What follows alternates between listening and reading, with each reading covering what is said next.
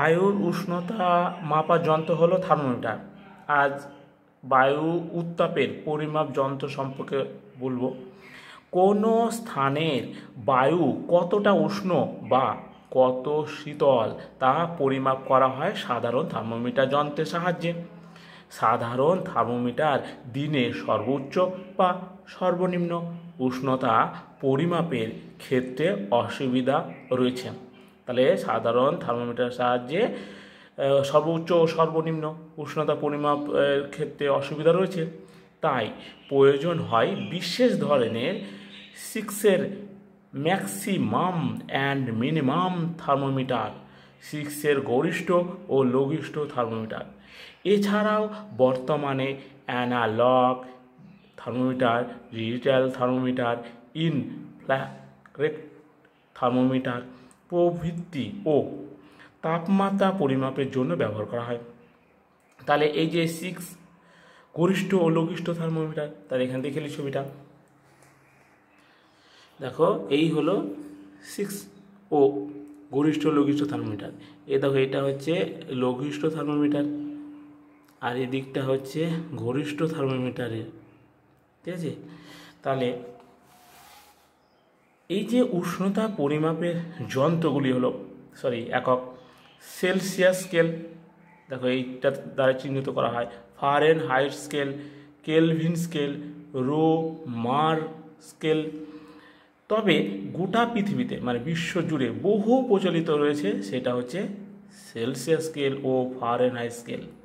তাহলে দেখে নিই, সেলসিয়াস স্কেল হিমাঙ্ক হচ্ছে 0 আর ফুটনাঙ্ক হয় 100 ডিগ্রি, তাহলে এদের মধ্যে পার্থক্য 100 ডিগ্রি। ফারেনহাইট স্কেল সর্ব লোয়েস্ট হচ্ছে মানে 32 ডিগ্রি, যেটা হিমাঙ্ক, আর ফুটনাঙ্ক 212 ডিগ্রি। তাহলে এদের মধ্যে পার্থক্য, এই দুটো বাদ দিলে যেটা দাঁড়াচ্ছে 180। তাহলে সম্পর্ক C/5 = F - 32/9। এবার গরিষ্ঠ উষ্ণতা, গরিষ্ঠ উষ্ণতা দেখলি, এই দেখো এটা গরিষ্ঠ উষ্ণতা, এটা সম্পর্কে জেনে নিই। দেখো, কোনো একটি স্থানে সারা দিনে সব থেকে বেশি উষ্ণতাকে গরিষ্ঠ উষ্ণতা বলা হয়।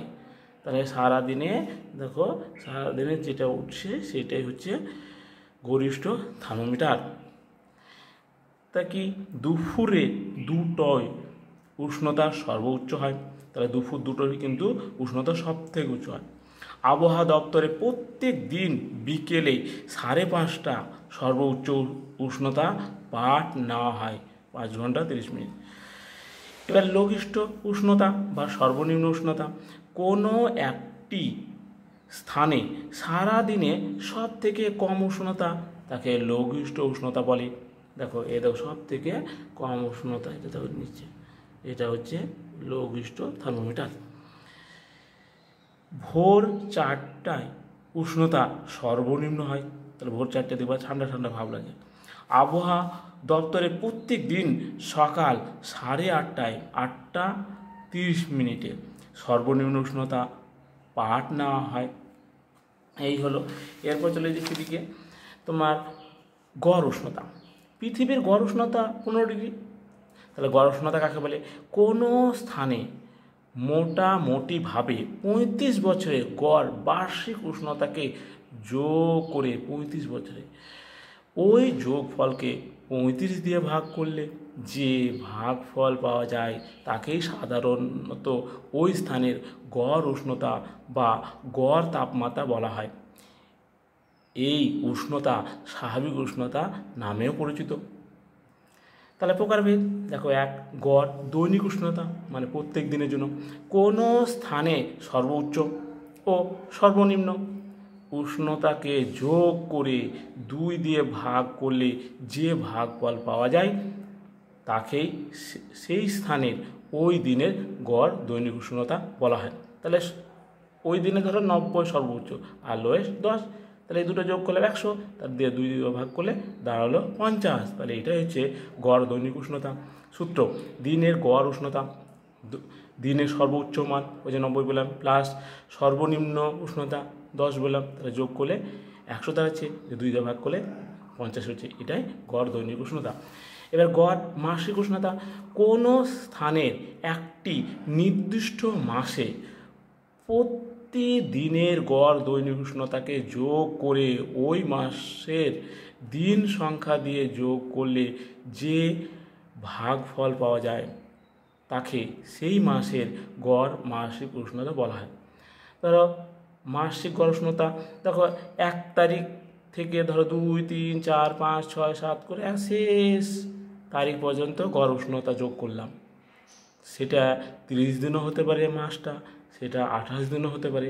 30 দিন হলে সেটা মাসের মোট দিন সংখ্যা দিয়ে তাহলে 30 দিয়েই ভাগ করতে হবে। এবার 28 দিন যদি হয় বা 29 দিন যদি হয় তাহলে এটা 28 দিনের যোগ করে 28 দিয়েই ভাগ করতে হবে মাসের।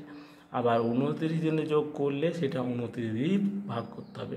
সেটাই হচ্ছে গড় মাসিক উষ্ণতা।